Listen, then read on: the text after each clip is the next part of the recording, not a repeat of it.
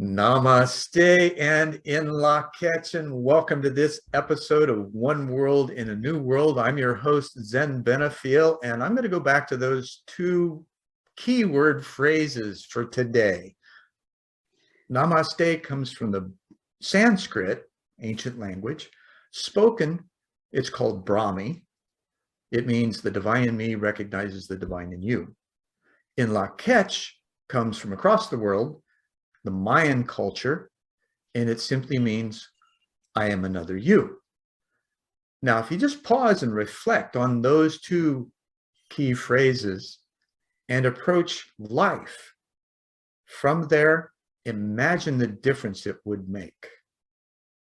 Cool. All right. So this week's guest is Mark O'Brien. We met through Biz Catalyst 360, which is this wonderful publishing platform that Dennis Patako put together. Mark's the founder and principal of O'Brien Communications Group, which he quit his old job in order to form this, and felt that I'm sure initial entrepreneurial, oh my God, did I just do this? He's also president of Einscience, or Einsource, I'm sorry, and co-founder of Viz Cosmics, or Comics. Yeah, Cosmics, you kind of get where this is going to go, right? So he's also author of 3 books, and they're Martin the Marlin, The One and Only Ben, and Friends Helping Friends, I think is what it's called. So Mark, I really appreciate your time. Thank you for coming on with me today. Thank you for inviting me. You've already made me smile a number of times. Oh, wonderful. Smiles are great. We were, Melissa Hughes, we had a conversation a few weeks ago, and we were talking about this sense, 2 things, the sense of awe and what a smile will do when you greet someone, kind of like the namaste and in Lak'ech, right? Only a little more subtle. You get a smile back usually, and it makes people feel better, even for just a moment. Yeah. So in response to that, first I want to say the 3 books that you mentioned, and thank you for mentioning them, are 3 books that I've written for children. And I really have to give credit to the children that I've been privileged to share these books with for sort of reinstilling in me awe and wonder, because children are fearless, and they haven't yet learned or been conditioned to be guarded about their awe and wonder. And their responses to almost whatever you share with them, as long as they're comfortable that you're doing it on their level, are always amazing and delightful. And I was just going to say, I didn't realize that writing and publishing books for children was going to be like having children. But what happens is you create this thing and put it in the world, and then you have a responsibility to it. And I'd never imagined for a second that part of that responsibility would be going to schools to share this stuff with kids. And it's a gift, and what I've learned from them is, I don't know, it's probably Keeps on giving. Book. Yeah, oh, it does. It absolutely does. And not to pull a commercial line out, but it really does. And now, do you find that in doing this, that your own inner child kind of woke up again? Oh, without a doubt. Without a doubt. What was that like?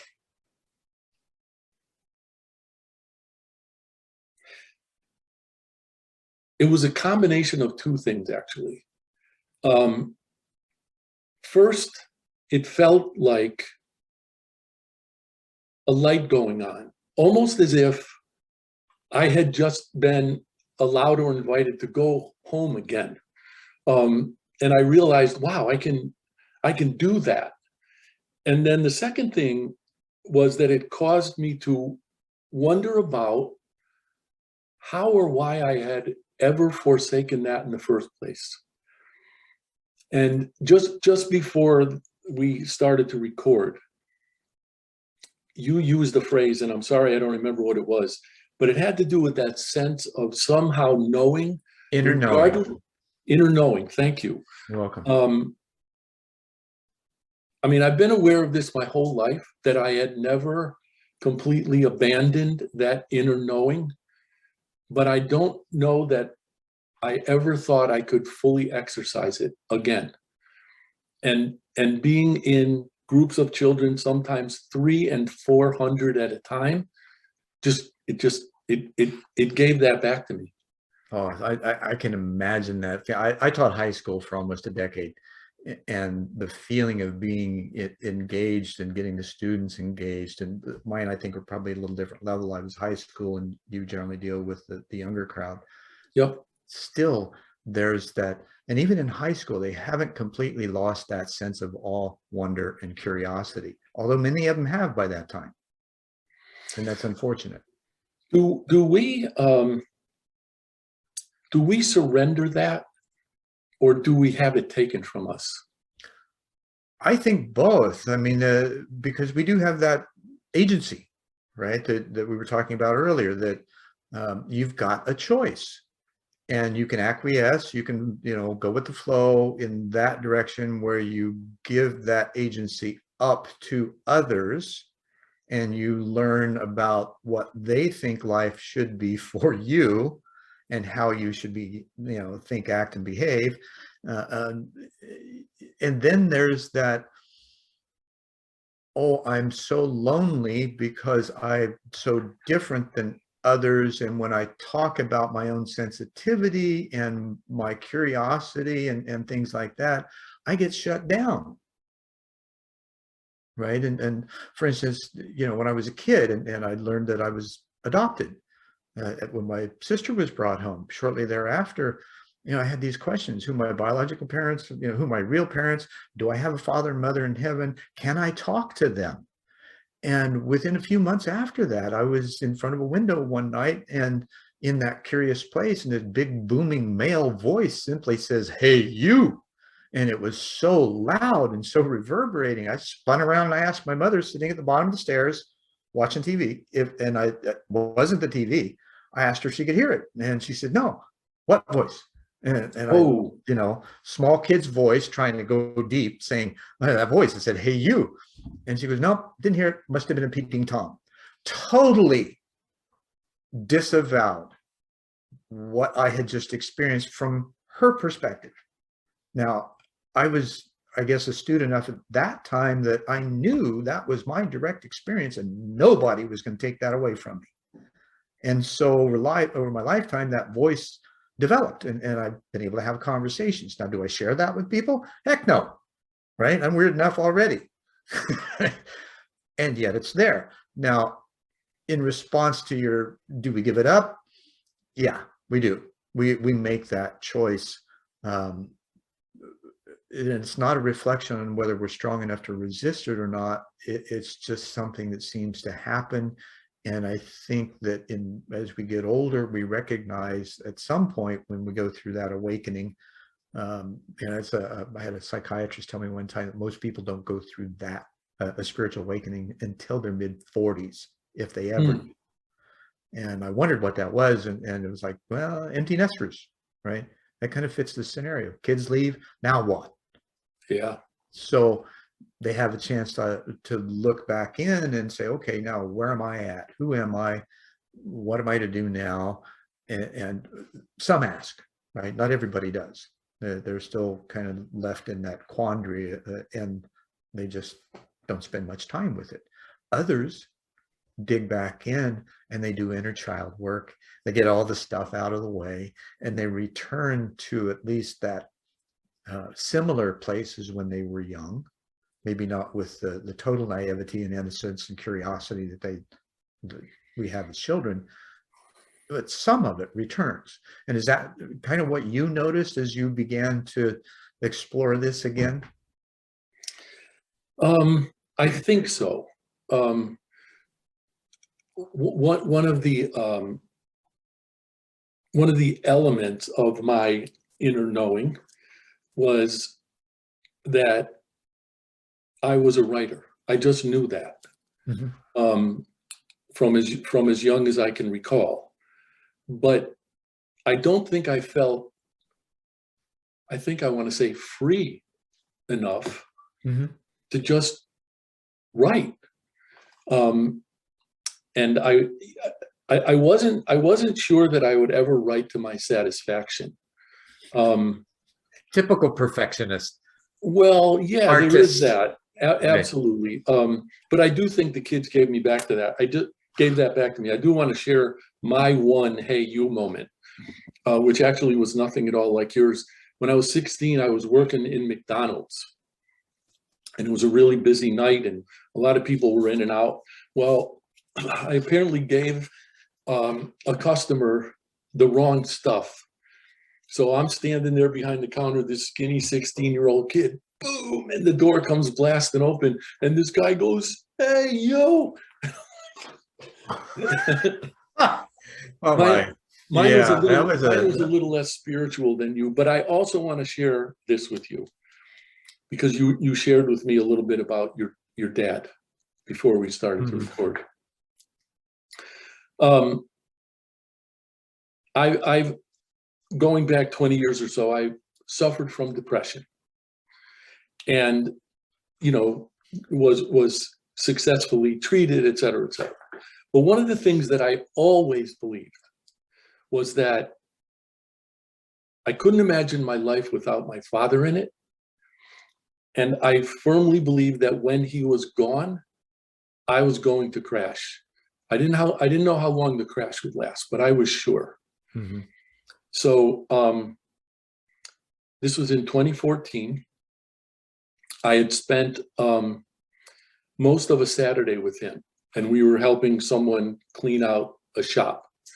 And my mom was there too. And when the shop closed at 5 or 5:15 or whatever it was, I walked my folks out to the parking lot and hugged them and kissed them. And I thanked my dad for his help. And my dad was a Marine. So what he said was not at all surprising. He said, "You don't have to thank me. We spent a great day getting things done." That's what he was all about, getting things done. Oh yeah, yeah, yeah. 12 hours later, he was gone. And at about 4 o'clock the next morning, I got a call from my mom saying that they were in the ER and it was dad, excuse me. And a doctor came out and he said, "I'm sorry. They had been trying to revive him. He got arrested. Your dad, he didn't make it." And I almost said this to him, but I wanted to say, look, I'm really sorry. I'm absolutely positive that whoever that was you were just working on didn't make it, but it wasn't my dad, because that's not possible. He wouldn't quit. Mm. And of course, I didn't say that to him. And then, I kind of came to the realization, and the doctor said, "Give us a few minutes. We've been working on him for about 45 minutes and the room's kind of a mess, and we want to clean it up and clean him up. And then I'll come back and tell you." So he came back and he said, "Okay, you can go see him now." I can't even tell you how much I dreaded going in there. But I walked into the room and the curtain was still pulled around the bed. And before I even moved that curtain, one, I could feel him. I knew he was there. And two, I thought, how foolish could I have been to actually think that he would just be gone and that there wouldn't be some presence of him still here. Mm-hmm. And I realized in that moment, there was, and there always would be. And I never even came close to a crash. Good, good. Well, it's funny and not so, in that with modern day science, even though the word's only been around since the 1400s, it used to be philosophy, that there's this sense, there's this knowing that energy never leaves, it just changes form. Mm-hmm. So why wouldn't consciousness operate under that same premise? And you and I both have understood it and even had experiences that, yes, this is true. If my NDE, was proof to me that it was. And still there's this, oh gosh, emptiness for a little bit, because the physicality is no longer present. Oh yeah. That interactive, I think yours was 2 years after mine. Mine passed on the Christmas Eve morning of 2012. Now, and it brings up for me this, okay, wow, what, there's this whole idea of the new time, right? Mayan calendar, winter solstice of 2012, which is December 21st. Well, on December 24th, he passed. So what a way for me to get introduced to the new time is had my support yanked away. Mm-hmm. Even at that time, though, he had Parkinson's, and he was just a shell of a man. But he did make the effort to make sure that my mother, who had dementia, was taken care of, and that was kind of his final thing. They got him into both into an assisted living center, and 3 weeks later he says bye. And of course that was in Indiana. I'm in Arizona, so I didn't get that kind of personal time with him right afterwards. And going back, it was I was devastated for a while. He did pass away in early January, and even my father was just a huge sports fan. Even the following NFL football season, the following fall, I'd find myself going for the phone. Say, hey, did you see that? Hey, did you see that? Oh, you're watching that? Yeah, patterns, and this is one of the things that, back to the kids giving up their agency. There are patterns that we are introduced to that we don't really recognize until much later in life, when we become, hopefully, some kind of a cognitive, examiner, right? How am I thinking? Why am I thinking? What am I thinking? Where do they come from? How did it get there? What can I do to change it? All those kinds of things that we go through, right? And sometimes we can do it on our own. And like you mentioning, you went through your bout of depression, but you got help, right? Yes. A lot of people aren't that fortunate. So from that perspective and the help you received, what were the nuggets of that help that might offer others an opportunity to look at those cognitive behaviors and transcend from them? I'm going to try to answer the question, but at first I want to tell you, you just reminded me of something when you said, hopefully we become a cognitive being. Yeah. My grandfather O'Brien had a million favorite expressions, and one of my favorites is, he would say, you're going to be a great help to your mother someday. And it was that future someday thing that always cracked me up. Right. So to go back to your question, my dad was a Marine, and I can't even imagine. I don't know all that much about the environment in which he grew up, and I can't imagine the pressure that he lived under to live up to expectations, the expectations of others, and maybe especially as a Marine. Absolutely. So I grew up being preached to that if you can't finish something, don't start it. So the idea of help was completely foreign to me. And, my life is blessed in a zillion ways. And one of them was the day that I completely crashed, a friend of mine happened to call. Her name is Jill. And as soon as I said hello, she said, "What's wrong with you?"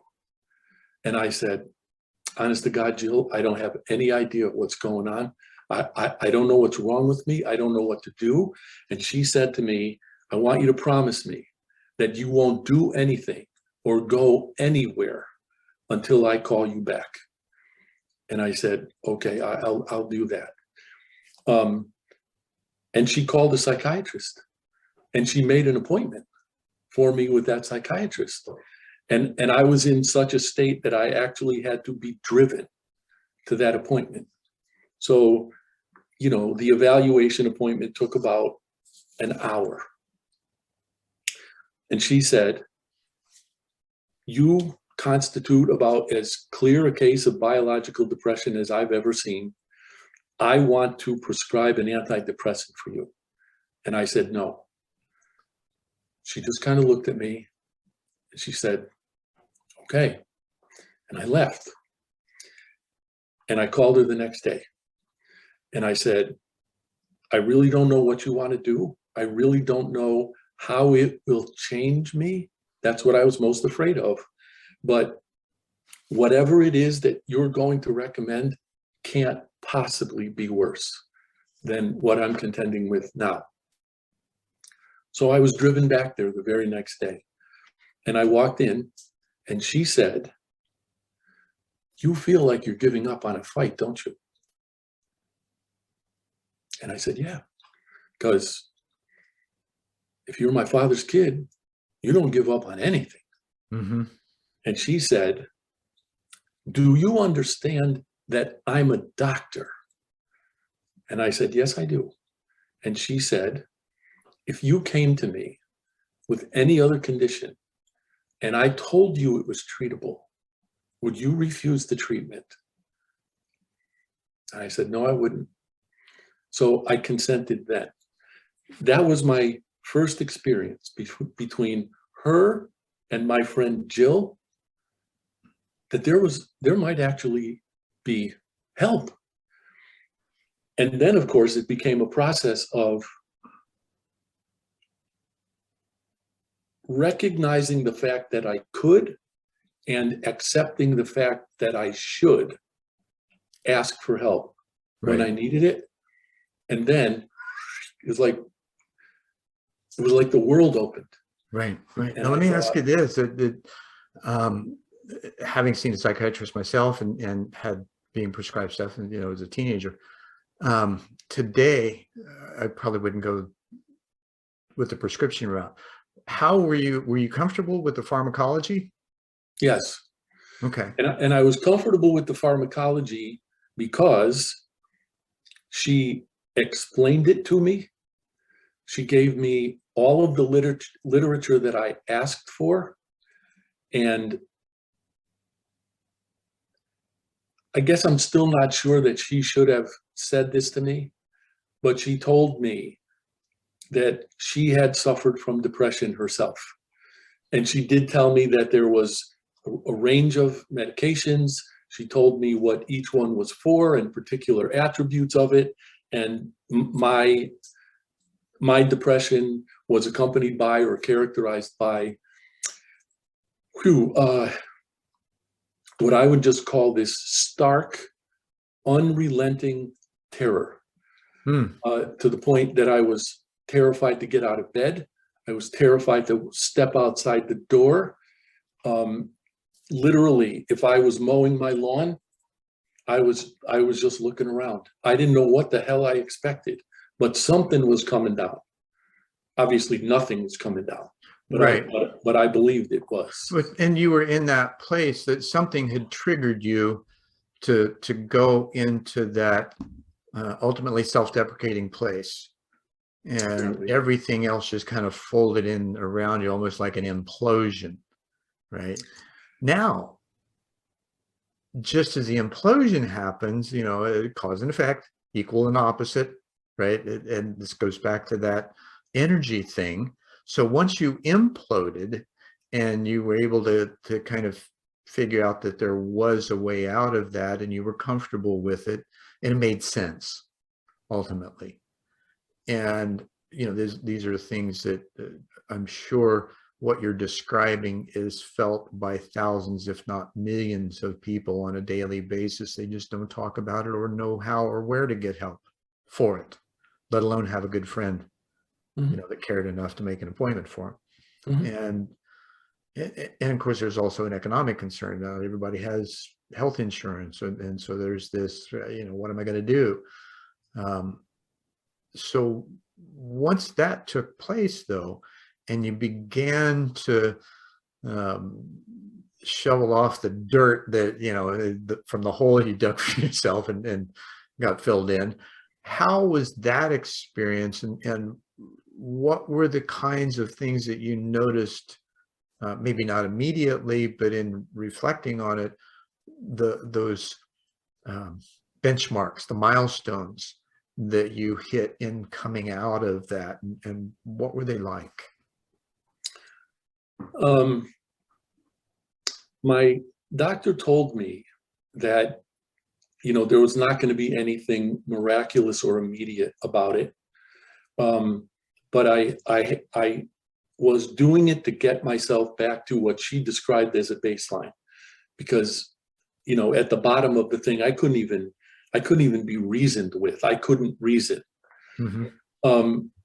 And so somewhere around 4 or 5 weeks, I remember thinking, I can't be entirely sure if this medication is working, or if I'm just getting really pissed about feeling this way. But I noticed that this transition started taking place in which I wasn't feeling that way. The bleakness went away. My ability to reason started to come back. I felt significantly less bleak about everything. I didn't have that overwhelming sense of worthlessness that I had had. And, needless to say, there was, I guess we'd call it talk therapy or counseling or something going on. So Right. it wasn't just like, here, take this prescription, right. Good luck. And with that talk therapy, there's oftentimes, and I found this to be true for me, and I think others may as well, it's not what the counselor or therapist says to you, beyond the questions. It's what's going on inside your own head. Yep. And your own conversation, which by having someone to talk to, then that conversation comes out of your head and you can hear yourself, and you're still processing what you're saying simultaneously, because you're listening to yourself and your brain's going, well, wait a minute, gosh, I didn't realize I could say that, or I didn't realize I felt this way or thought that way, until you speak it. So did you notice those kinds of things, and what were the things that came out of your own mouth that gave you indications that, oh yeah, I'm making progress? Well, first of all, I recognized a discernible rationality in what I was saying. I recognized that what I was saying was no longer a manifestation of the fear that I had experienced. And my friend Jill, who happened to call me on that day and with whom I stayed in touch, used to say to me, and at first it angered me, because I thought, and this is one of the traps of depression, I think, it makes you think that you're alone. Don't tell me that you know what I'm going through. You have no idea what I'm going through. That's what I thought. Right. And she would say to me, listen, you have to believe this. You are not yourself now, but you will be again. And that honest to God, that used to just piss me off, because it just felt like placating. Yeah, a diminishment or some kind of a dismissal. And then I came around to realizing, as I was coming out of it, it wasn't that. It wasn't a diminishment. She wasn't dismissing me at all. She was just acknowledging the process. Yeah, and I think she was trying to keep me from doing harm to myself, because at one point that wasn't out of the question. I'll put it that way. Yeah. And then I think all of the things that you were just describing became more and more true. And as I was hearing myself talking about the things I was talking about, I gradually became more and more able to say, hold on a second, dude. The O'Brien who had all his marbles would never have thought that. He would never have thought that way. And so then I felt like I'm going to steal your term again. I felt like I was somehow reconciling with my inner knowing. Yeah. And, began to trust that. And you did it through the internal dialogue you were having, as well as the external dialogue you were having with your therapist. Now, one of the things that I noticed, and you had a friend that you thought the world of, and that he had pretty much everything, that he and his wife were working together, creatives, right? And they had a really wonderful business, and they moved, and just a few later, you found out you were, you thought about him, you looked him up, and he'd committed suicide. Yeah. Now, this is I've known several artists, and not just artists, but just people throughout my lifetime that, you think they really got it going on, and then all of a sudden they're gone. They commit suicide. It's like, why? But from what you're saying, in that place of distraught, anxiety-filled separation from the world, and you feel so alone, even from the creatives, because what you do exteriorly doesn't necessarily indicate what's going on inside. Mm-hmm.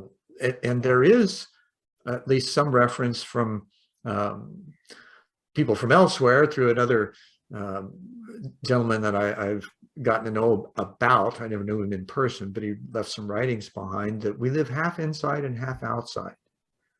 And no matter, we can act like nothing is the matter exteriorly, and we do the jobs, and we seem like we got it all, we've got it going on.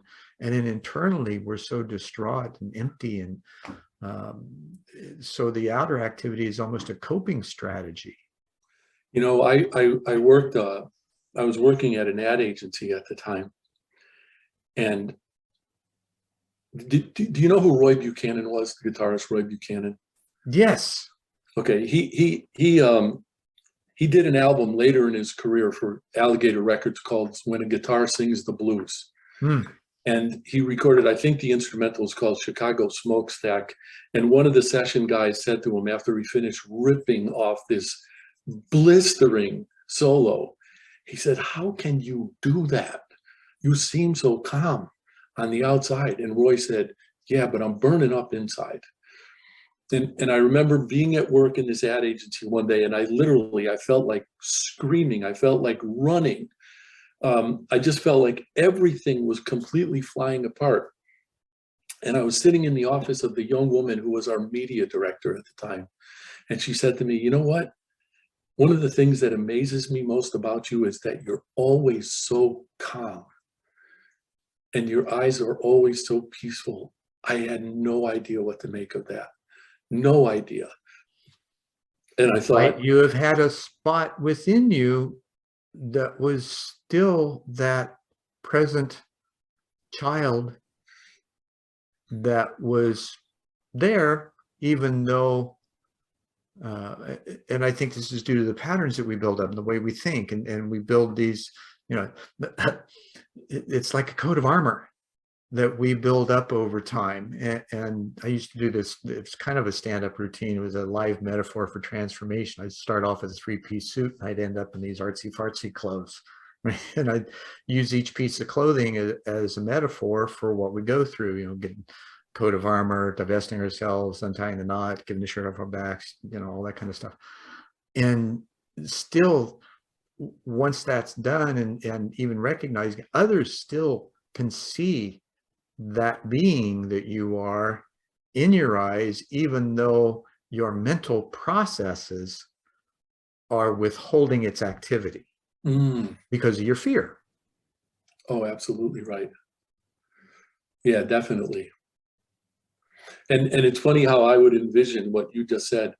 There's a scene in the 1989 Tim Burton, Michael Keaton Batman movie Hmm. Batman drives into Gotham and he jumps out of the into Gotham City, and he jumps out of the Batmobile, and he's holding some kind of little thing, and he just says "shields up," and all these shields come up around the Batmobile. That's what I would imagine all the time. Mhm. That I just had to put those shields up to protect myself from what? Nothing. I learned nothing. Right. And yet energetically with those shields, and this is some work I kind of looked into for a while, because we are energy, we're 99% space and 1% material. And we have this electromagnetic field that we're generating all of the time. And it's either greater or smaller, depending on our ability to be present or not. And in the past and future, it diminishes. And especially in fear, it diminishes. But yet when we're vulnerable and in the present moment, it's huge. Yep. And the evidence that I got as to how that actually works was a gal that used dowsing rods to measure the strength or the distance of, for lack of better, my aura. And so she took me through a process of past, future, and present in this 40-foot square room. And past and future, the rods open up about 6 feet in front of me. And then when she put a rock in my hand and had me be present, she barely got 2 steps in from the other side of the room. That was a 54-foot hypotenuse. And so I was in one corner, she was in the other. 50 feet compared to 6, right? So with that kind of evidence, and this also explains kind of what you feel like when you go into a room and you catch somebody's eye almost immediately, because your energies just kind of connect. Or you go into a room and everybody, just kind of turns to see you, right? Because they feel you walk into the room. Interesting. Yeah. And these kinds of things, I believe, it's happened to me. And I know of others that it happens to too, where we're not that special, right? Because it's an ability intrinsic to each one of us. Yeah. So in that coming out, back into that, now you're in the explosion phase. You've had the implosion, you're in the explosion. Were there events like that that offered evidence to you of how you were progressing? Yeah. Are you asking me if I took that as evidence?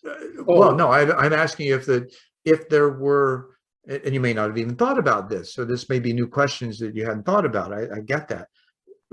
Are there any evidence or evidentiary experiences or events that you had that kind of make sense from that point of view?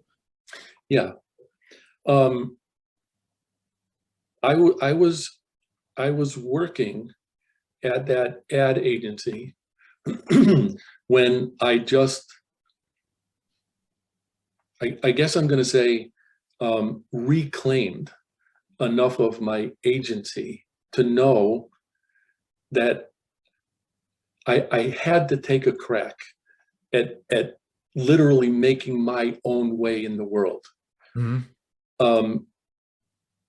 So on my 50th birthday, I walked in 8 o'clock in the morning. I walked into my boss's office and he saw the letter in my hand and he just said, no, you're not.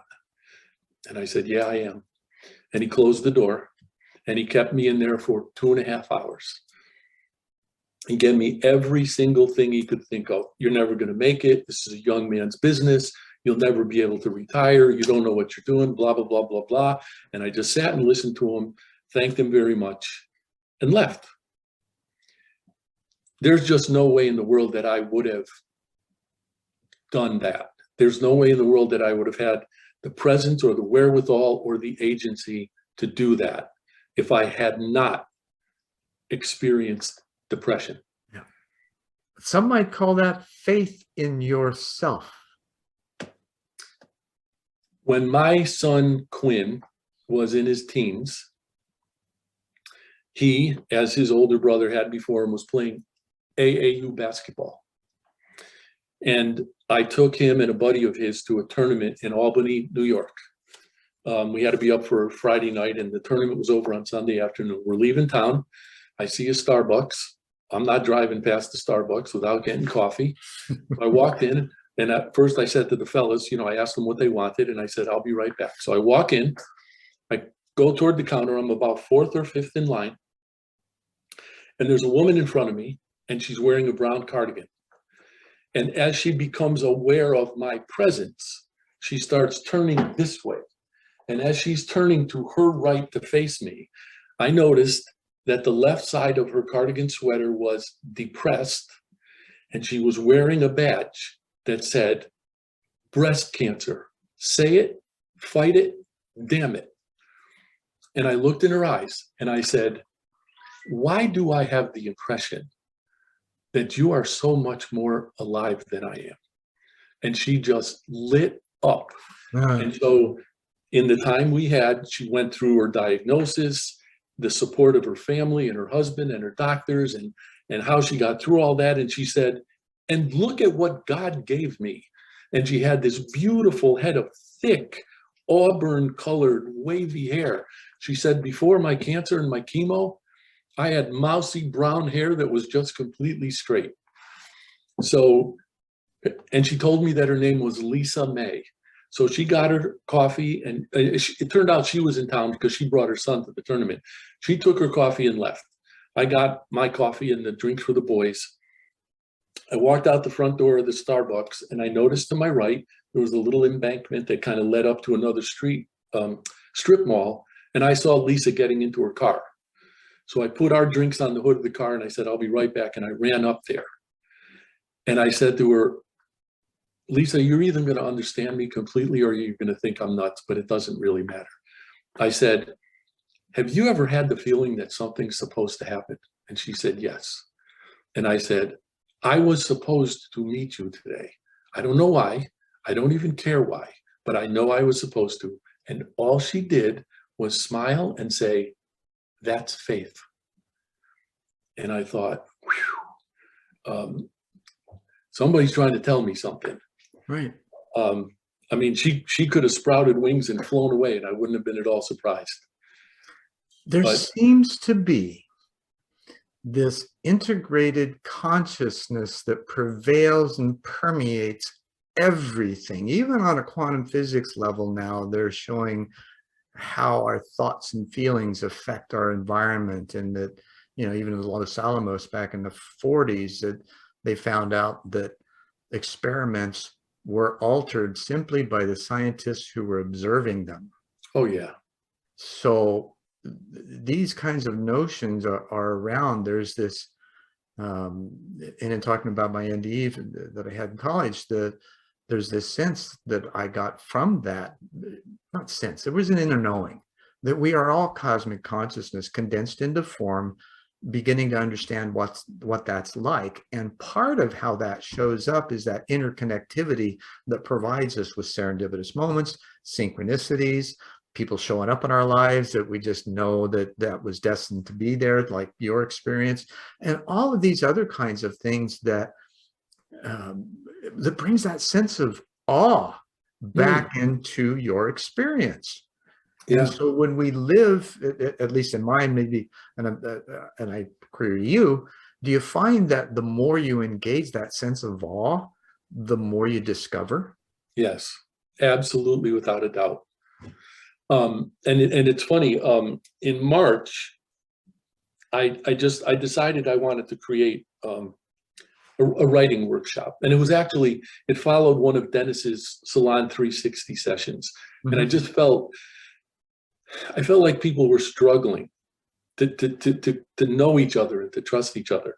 So I said to Dennis, look, I created this writing workshop. I would like to just offer it to the first 5 people who were in that salon session who want to sign up. I'll just do it. And he said, yeah, it sounds like a great idea. So I wanted to be careful that nobody could feel that anything they did in that workshop was going to be judged in any way, and certainly not by me. So my wife is a painter, and I selected, well, actually, I should tell you quickly about the painting. It's fairly abstract, and Anne doesn't paint from photographs. She doesn't stand outside and paint stuff. She imagines things and paint. So I said, what were you imagining when you painted this? And she told me. And what I see in that painting, which is hanging right there still, is nothing at all like what she described to me. And I thought, well, damn, that must be art. So art is truly in the eye of the beholder, and we interpret everything differently. Bingo. So I said to the folks in the group, between week 1 and week 2, here's what I'd like you to do. Just write your interpretations of that painting. Can't be right, can't be wrong, and we'll see what happens. Well, their work was so spectacular, and every single one of their pieces was so different. But I recognized in them what I took to be a theme, which was they were, whether they knew it or not,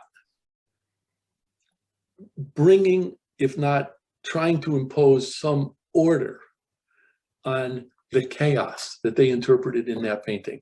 Mm-hmm. And there was just like this, I know it's not chemical, but there was just like this spiritual wheat. When I first created that workshop, it was supposed to be 4 weeks. We started March 18th. We're still going. That's awesome.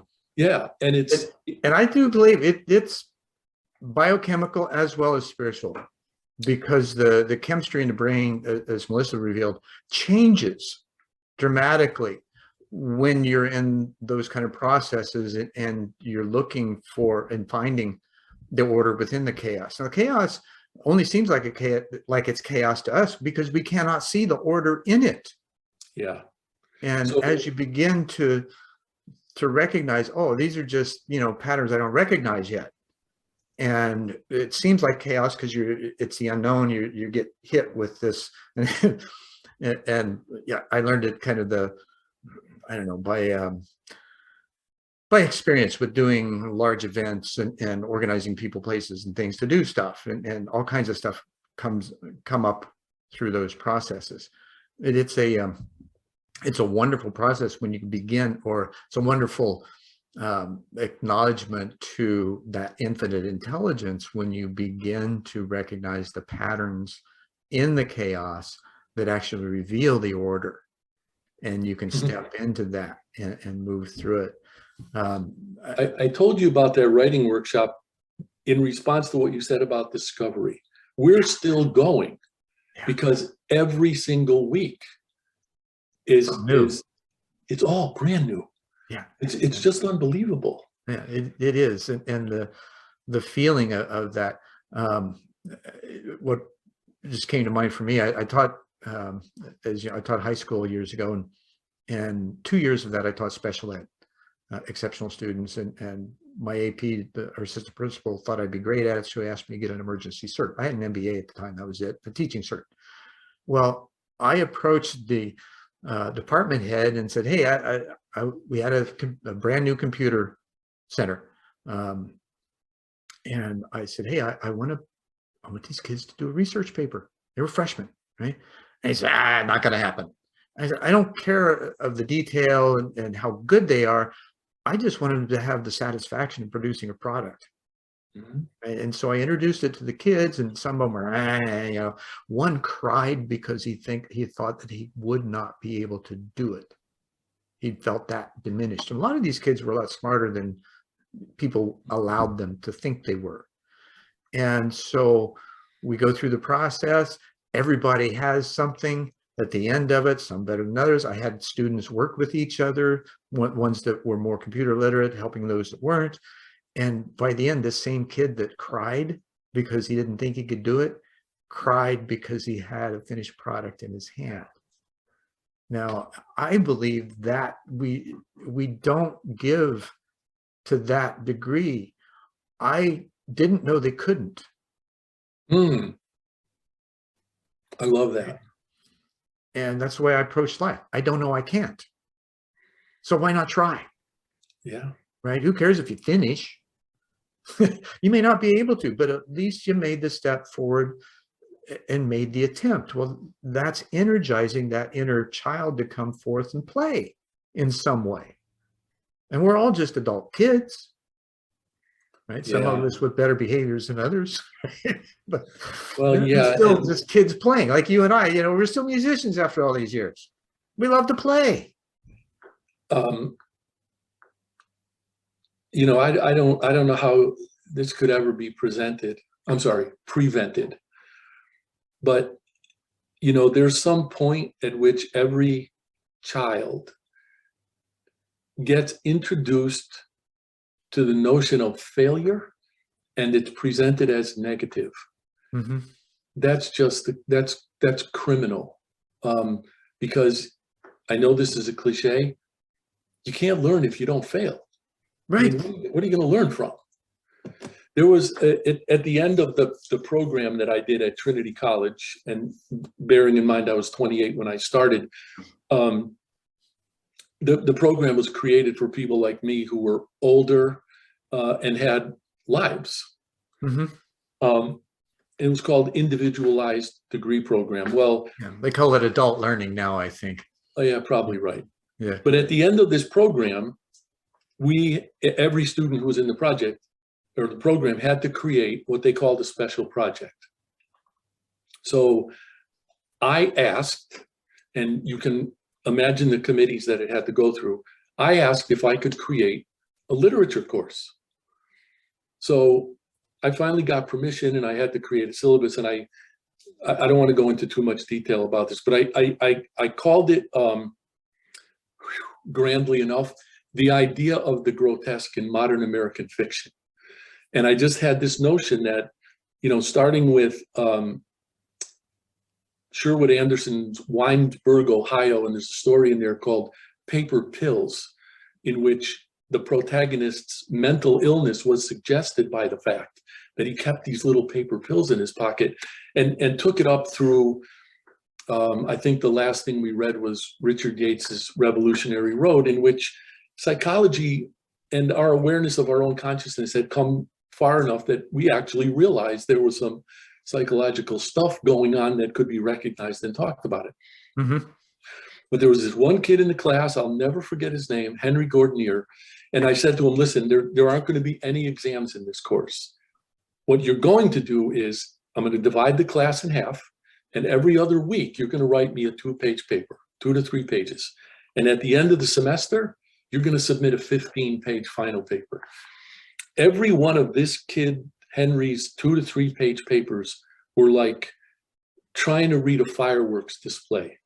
They were brilliant, just completely brilliant, but utterly unfocused. Wow, so tangential that you couldn't really find the thread to so tie I it all would together. write all these encouraging notes all over the place, develop this, develop that. When he submitted his 15-page final paper, I cried, because I realized he got it. He absolutely got it. And that paper was just, I still have it. That was 1991. It was just spectacular. And at one point, and one of the reasons I love this kid was that he had come from a long line of Naval Academy graduates. And his older brother had gone, and he decided that he wasn't going. And he was this enormous disappointment to his family, his father, his grandfather. I felt for the kid. Well, a year or so after he was in my class, he asked me if I would write a letter of recommendation for him, because he had been invited to be in some program at Brown University. And I said, you know I will. Yeah. And I wrote it, and he got in. But watching that guy come into himself and discover whatever that, I don't know what to call it, that ability, Catharsis. that power, catharsis. But for him to recognize that within himself and use it was just so incredibly gratifying. And even, when I go to schools, and I've said this to you, 300 and 400 kids in a gym at a time, if I leave there and I can be absolutely sure that one kid feels better than he did before I got there, that's a win. Mm-hmm. Just go do it again. But again, that's enormously gratifying too. Oh, and especially as a teacher, there's nothing more gratifying than to see a student blossom, and especially one who breaks patterns in order to do so, and especially family patterns or behavior patterns. Most of those are still family, right? Because that's where your mother and father are God when you're growing up, and that's who you want to emulate. And if they don't have their lives together, that's going to spill over, because we don't know anything better, right? We're not taught any different, because these are our role models, and so that's how we learn. We don't realize, if we ever do, that maybe some of those patterns we learned aren't effective, especially in our own well-being over time. Yeah. And yet some are, obviously. In this transition you saw this kid go through, how did you relate that to your own, or did you? The transition like the one I described for Henry? Yeah, because I hear or sense there's some similarity, because he was facing some real trauma from the judgment of his family, which could have sent him to that same place you were in. And instead, he had the fortitude and help with folks like you to get through it. Yeah, I think I need to take it back to the inner knowing and the conviction that I always had that I was a writer. And I can remember my Marine Corps father screaming at me, "Yeah, but what the hell are you going to write?" And so I think those experiences, like the one with Henry, and again, watching gyms full of elementary school kids come into themselves, I think it restored all that to me, and it made me understand with a kind of clarity that I probably didn't have before, that inner knowing was right, and that in determining that I was a writer, that I was right. So come on, man, do something with and about that. And I know it made me more prolific, and I know that I will always write. I say to my wife, I can't not write. I have to be writing. But everything I write, whether it's fiction, something deliberately creative, whether it's client work that I write, there's discovery in all of it. Absolutely. All of it. And one of the affirmations I got was, I once read an interview with Billy Joel. And he said that he loved having written, but he hated writing. And I knew instantly that wasn't me, because I love everything about it. Right. I love everything about writing. Right, right. So it's just kind of this accumulation of stuff that just, kept kicking me in the butt. We're coming up on at least some time frame. I don't necessarily want to adhere to that completely, because there's one more question that I want to ask you, and that is, how do you perceive the level of trauma already in these kids? Ooh.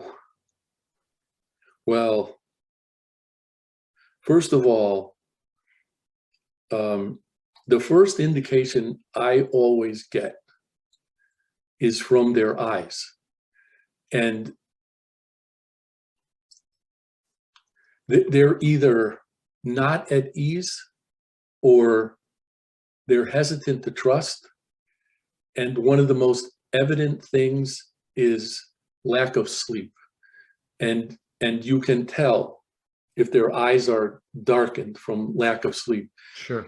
And, there was some point in my life at which I started sort of transitioning to thinking about parents of young people.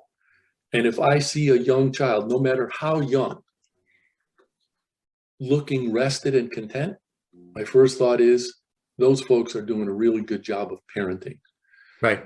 And, I don't know if you've crossed paths with Wendy Weiner Runge on LinkedIn, But she said to me in a phone conversation that the people who are raised in darkness shine the brightest lights.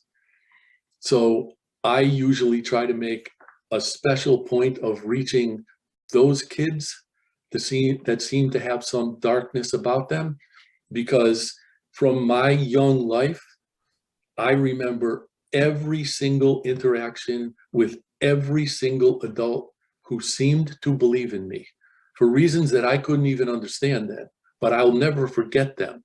Right. So, you know, if somebody someday says, wow, that clown who came and shared that ridiculous book about fish made a difference, I'm going to be happy about that. That's awesome. And it is really, it's wonderful to be able to touch those lives. And the reality is that the kids aren't going to learn if they're not emotionally available. And if I've got those disturbed, distracted, lack of sleep look in their eyes, that they're not emotionally available in the classroom. They're gone. Whether they're having an out-of-body experience in the classroom or not, they're just not present. And so until you reach them and at least kind of give them, even in the time you have in the classroom, some kind of solace, it gives them hope. One of the other things I think children do, and I think my not being a teacher is kind of like being a grandparent, because I can just go in there and do my thing and then I get to go. Yeah. But I don't know if I should say teach you or encourage you or enable you to talk in a way that they're going to hear it. I think if you go on my LinkedIn page, I think the background picture is of a visit I made to an elementary school. They put me in a gym with 300 kids. Mm-hmm. And there happened to be a woman who worked for me at the time who came and was shooting video. So somebody said to me, well, how do you know if what you've written is any good or if anybody's going to like it? And I said, I don't. But you see that lady over there? They all look over, and I said, she taught me something. And you know what we call it? The drawer test. And what that means is if you've written something and you don't know if it's any good, you put it in a drawer and you leave it till the next day. And they're all kind of looking at me. And I said, and you know what drawer that I put mine in when I'm doing that? And they're like, no. And I said, I put it in with my underwear. And they all started screaming. And I'm looking at the teachers and they're thinking, oh no, who let this guy in here? Right. But then I said, hold on a minute. You know why I do that? Because I know the next morning I'm going to get up out of bed and I'm going to go take a shower, and then I'm going to come out, and they all said, and get your underwear. And I said, exactly. And then I'm going to be able to look at that piece. And so you had them right there in your logic flow, or the flow of your process, and they were right there with you. That is, I think, the epitome of having an audience in your hand. Okay, my way of thinking at it is that, or looking at it is, that was theirs. And they just sort of enabled me to do that and find it. I mean, they were just primed. Yeah, I think most storytellers feel that way if they're really honest with themselves, because you're there, you're present, you're basically giving yourself to the audience, and you're becoming a conduit from which to speak from to them, almost as though you're reflecting them in some way, shape, or form. Very interesting. So one last question. Yeah. How would you offer some nugget of advice for those facing seemingly impossible odds, or that traumatized little child in their adult lives? What, other than get help, what might you offer for them to kind of begin to reconnect with themselves? This is going to sound so trivial, and it might even sound superficial. Trust yourself. Trust yourself. I was talking a woman who was highly persuaded of Simon Sinek and his whole why thing. And I'm just not a big fan of that. But she said to me, if you had to describe your why in 5 words, what would you say? So I cheated and I hyphenated, but I said, I write to restore self-faith. Yeah. And that's what I want. And if somebody takes issue with something I write, or they don't agree with it, or they don't know what I'm up to, I really want to hear from them. I do, because if people can learn to believe in themselves, I don't think, it's a cliche again, there's no limit to what you can accomplish. I know there are reasonable limits, but well, based on skill set and opportunity. Yes, but people who learn to believe in themselves will always surprise themselves, and they'll find, as we've been discussing, discovery. And then once you get there, it's like this self-feeding loop, and you just keep doing it, and it gets more and more rewarding. Yeah. It's like, you mentioned Dennis earlier. What a wonderful human being, and what he does. He'd written a recommendation for me. It said that I have radical curiosity. Oh, I love that. And it's like, wow, that was, and I guess I do, because I go into different areas and ask questions and surmise and postulate because of my experiences. I still question them, and as I'm sure you do yours, might just have to be a little on the fringes most of the time. And that gives me the ability to speak with people and have the kind of conversations that span the gamut of a lot of different industries and, thinking and things like that. I feel so blessed in that way, because it's not about me. These are just what opportunities that I've been able to say yes to. Yeah,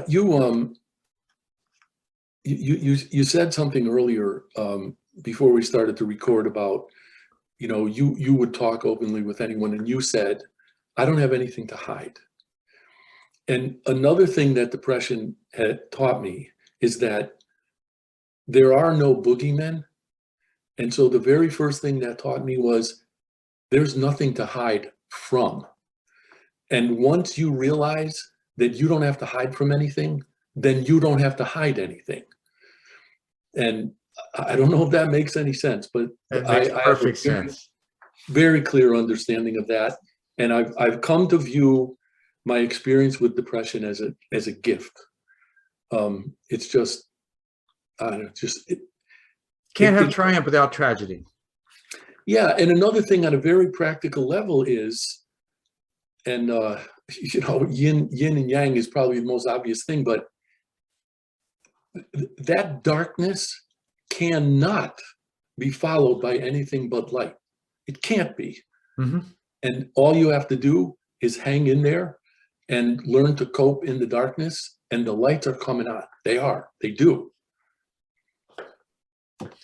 Mark, this has been just an amazing, wonderful conversation, and apocalyptic in some ways, I'm sure, for some of the viewers, and for both of us too. And goofy in some other ways. That's it's fun, right? If you're not having fun, then you're probably doing something wrong. Absolutely right. That's another simple thing. So again, thank you so much for your time, for your effort, for your writing, for your ability to communicate and connect with others and help them rise from their traumas. I thank you for this opportunity, my friend. And all we can do is keep doing what we do. Absolutely. Namaste and in Lak'ech. Thank you once again for being with us for this episode of One World in a New World. I'm Zen Benefiel, your host, and I'll see you next time.